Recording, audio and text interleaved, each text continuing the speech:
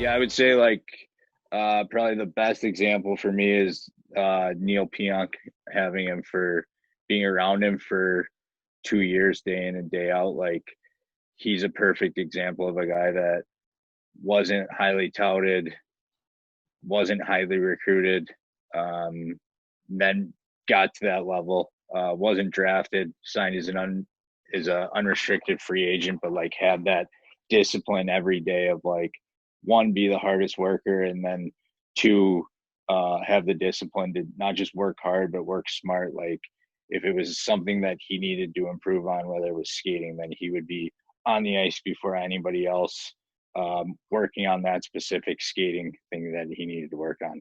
After practice, if it was a shot, he was on a certain spot on the power play. Like he would have me feed him 100 pucks from that area that he would be trying to get that shot from in the game. So when it got to the game, it was just like second nature.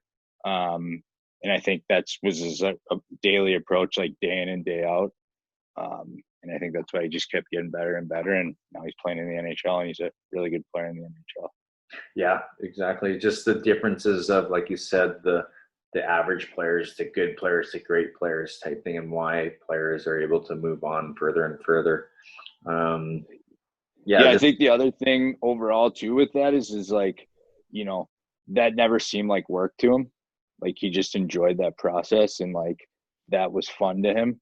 And I think when you get to that point where it's just like you're loving the process and you're kind of just getting lost in like the daily approach, the daily grind of it, that's when you make gains. And I think that's what a lot of those really good players have.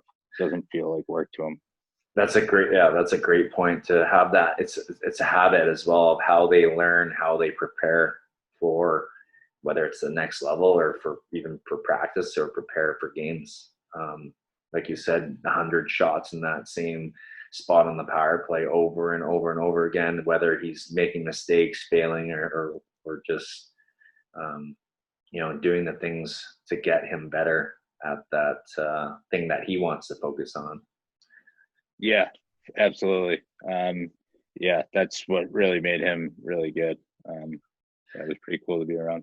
Yeah. Anyone else that that you could Um, like good listeners or that could focus or did the extra work with their work ethic, I guess. yeah, I mean, there's some guys maybe they're not playing in the NHL yet. They're probably in the cusp. Like on that same team, we had kid Bobo Carpenter. His dad was Bob Carpenter, played in the NHL. Like he was in a like an elite goal scorer. He signed with the Islanders. He's in Bridgeport. He played at BU for 4 years. But he was one of these guys that I think he had 30 goals with us that year, which is in our league at the time was a little uncommon.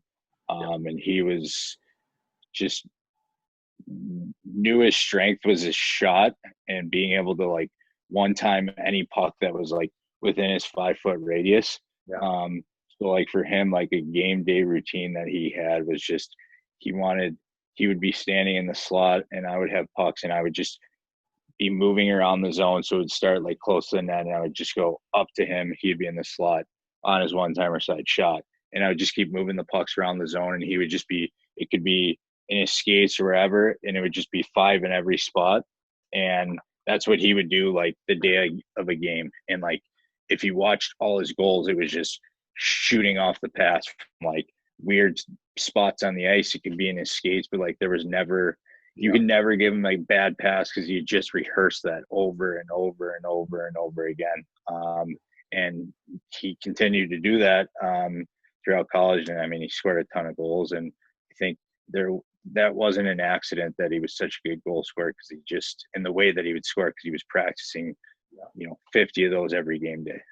Yeah, I think his dad is Bob. So you mentioned Bob Carpenter. I think he was the assistant coach for a bit in Kunlun. Yeah, I was going to ask you that. Yeah, yeah, There. But yeah, he's a character. yeah, actually, and as you talk about goal scorers, just when I had my when I played in the AHL a bit, just how the differences between the AHL guys, East Coast guys, like those guys could shoot from kind of anywhere on the ice in the ozone, And just like you said, in the skates on the different type of angles of passes, they could just rip it and put it in the net. And couldn't imagine what it'd be like to have like Stamkos or Ovechkin taking one-timers, but it's quite impressive to watch.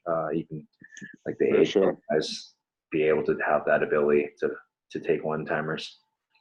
Yeah, no doubt. It was pretty impressive at the time. Like, it was kind of like Brett Hallish, like, anything in his back foot, front foot, 3 feet in front of him in his skates, like just being able to like find a way to get your stick on that puck, like was unbelievable. And then when you like would turn and watch like his goals in the game, it would just be on stuff just like that. It was pretty cool to watch.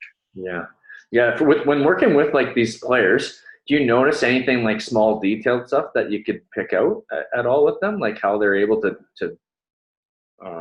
Yeah, execute these things, like whether they're hands or stick or feet, like a I lot. think it's different for different guys. Like, Yeah. with a guy like Bobo, like I think that was just a gift. Like the way that the puck went off his stick was different than other guys, Yeah. and he acted like the way that he looked doing it, technique wise, was maybe not like didn't look the prettiest, but it just worked. I think a lot of it is just one, being around guys and like seeing what they need, because I think it's different for different guys, on like an area they need to improve on, or maybe it's a strength of theirs and like you just want to continue to work on that and make sure it maintains as a strength. And then I think there's other guys where like the guys that I think are really, really like elite are the ones that like they know their game, they know what they need, and they'll give you the stuff. Like they'll be like, hey, I want to work on this or that or that. You know what I mean? They have ownership of like what they need to work on. It's not like you trying to grab them. Yeah. Like they know their role. Not only do they know their role, but they know the details of what type of game situations that role has, and then they can just keep picking up those things and working on them. Yeah, like if you're a, Breaking if down you're the a, if game. you're a goal scorer, like, and like I'll use Lobo as an example. Like you have to be able to shoot pucks from all areas of the ice in spots that are maybe not totally right in your wheelhouse. Like that's how you're gonna get points. Right. So that's what he worked on. Like, and it wasn't me grabbing him and saying like, let's do this. Like he had the ownership of like, hey, this is what I need. Yeah. And it was like Pionk, like wasn't me telling him like, hey, this is where you're getting your shot on the power play. So like you better be ready to like shoot that. He had ownership of like, hey, this is what I need. You know what I mean? Like I'm getting a shot from here in the game, so I want to be really good at it. I think that's what like those, and I think it takes experience and guys understanding like what they need. But once you have that and guys have that ownership of like this is what I need, those are the guys that are really I think good. the one trait that this all relates to is just hockey smarts. They're just smart. They can break the game down as well. For sure, absolutely.